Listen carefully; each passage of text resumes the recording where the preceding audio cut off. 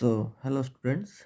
Today we will be discussing about computer languages. तो आज हम लोग देखेंगे कि कंप्यूटर लैंग्वेजेस क्या होता है। उसके बाद जनरेशन्स ऑफ कंप्यूटर लैंग्वेज, किस तरीके के मतलब कंप्यूटर लैंग्वेज पहले थे, फिर मिडिल में थे और अभी है। और उसके बाद हम लोग देखेंगे कि टाइप्स ऑफ कंप्यूटर लैंग्वेजेस और classifications of computer languages. So without wasting time, so let me give you the very simple definition about what is actually a computer language is. Okay, तो मैंने इसको इस तरीके से डिफाइन किया है कि the confined way to convey और एक्सप्रेस इंस्ट्रक्शंस। ठीक है, the confined way to convey और एक्सप्रेस इंस्ट्रक्शंस और सेट ऑफ इंस्ट्रक्शंस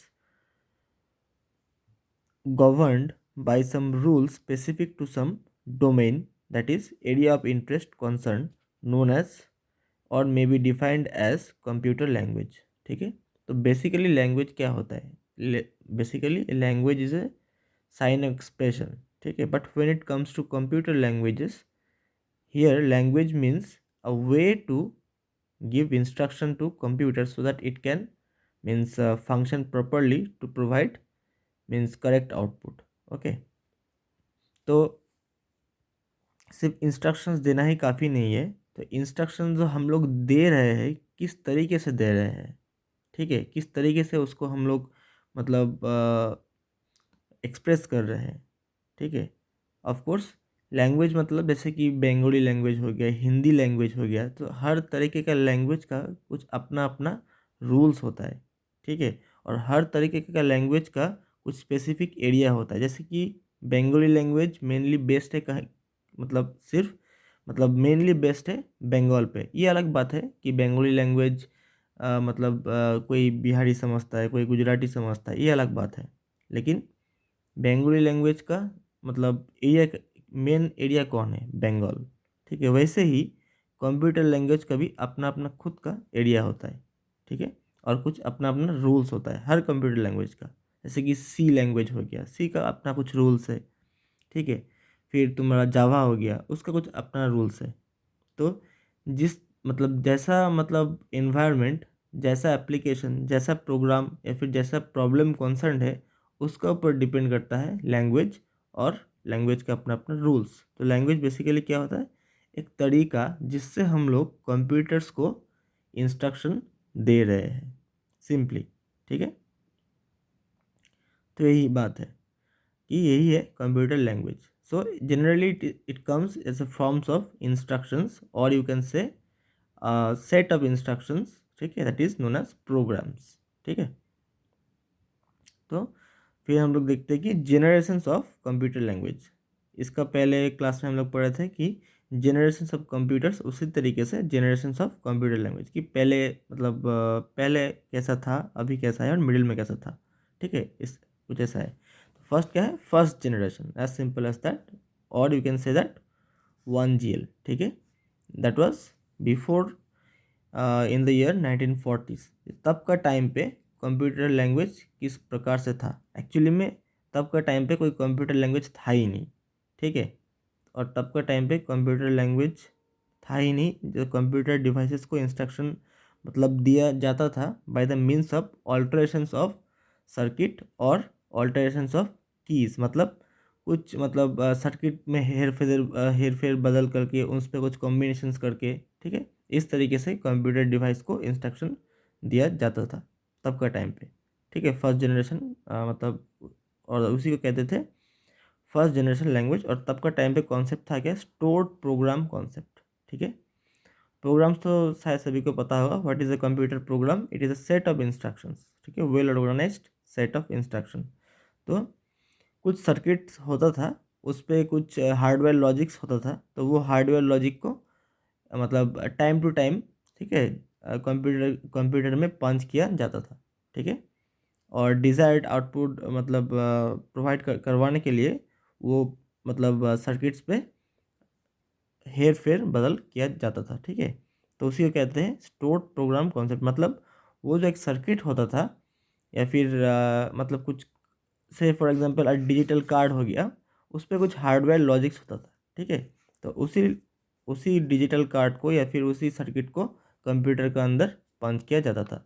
या फिर मतलब अगर वैसा कुछ सिस्टम नहीं था तो जस्ट मतलब की पे है, मतलब कुछ कंप्यूटर्स का शायद कुछ की होता था तब का टाइम पे, तो उस पर हेर फेर बदल करके या फिर उसमें कुछ कॉम्बिनेशन का कंप्यूटर्स को इंस्ट्रक्शन दिया जाता था। ठीक है, तो इसी तरीके से कुछ मतलब उस टाइम पे कंप्यूटर को इंस्ट्रक्शन दिया जाता था, and it was known as first generation computer language which was based on stored program concept. ठीक है, दैट वॉज बिफोर 1940s। तो अभी एक प्रॉब्लम आया कि फर्स्ट जनरेशन कंप्यूटर्स पे कि मतलब कुछ तरीका होना चाहिए जिससे मतलब जैसे कि कंप्यूटर का कोड्स ह्यूमन को सही तरीके से या फिर ह्यूमन उसको इजीली इंटरप्रेट कर सके या फिर उसको इजीली पढ़ पाए। ठीक है, तो उसी से आया क्या, मतलब उसी का मतलब कॉन्स को सुधारने के बाद फिर क्या आया, second generation computer language that is termed as 2GL, and it was during the year 1943 और 1945, और you can say the time of world war. ठीक है, तो जनरली जितना भी आज का दौर में जितना भी इन्वेंशंस हुआ था, हो रहा है, ठीक है, जनरली उसी टाइम पे हुआ था। कोई भी पकड़ लो, इंटरनेट पकड़ लो, कंप्यूटर्स पकड़ लो, ठीक है, जनरली वही सेकेंड वर्ल्ड वॉर का टाइम पे ही जनरली सब स्टार्ट हुआ था। तो उसी वक्त वो सेकेंड जनरेशन कंप्यूटर लैंग्वेज भी इन्वेंट हुआ था। ठीक है, कुछ अपना ही नेसेसिटी था। ठीक है, जब वर्ड लगता है तो बहुत कुछ नेसेसिटी होता है।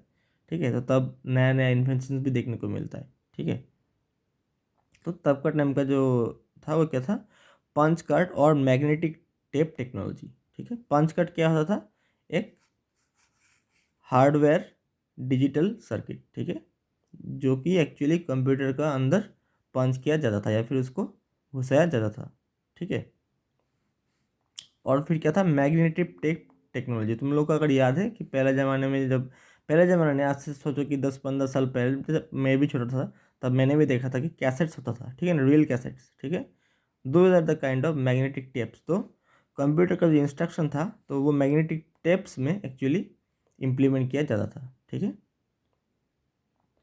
and the instructions were given means by the means charging and discharging of the magnetic element. ठीक है, so instructions were provided by the means of some combinations of alphanumeric codes known as assembly language. ठीक है, तो तब का time पे जो computer language होता था, it was a sequence and well organized way of alphanumeric codes. ठीक है, जैसे कि फॉर एग्जांपल ALX12, ठीक है, फिर ALXB13, ऐसा करके। तो ऐसा ही कुछ sequence of alphanumeric codes होता था। ठीक है, तो उसी मतलब वही कोड को प्रोग्राम का तरीके से हार्डवेयर लॉजिक में इम्प्लीमेंट करके कंप्यूटर को एज ए इंस्ट्रक्शन दिया जाता था। ठीक है, so it was very closely related to machines.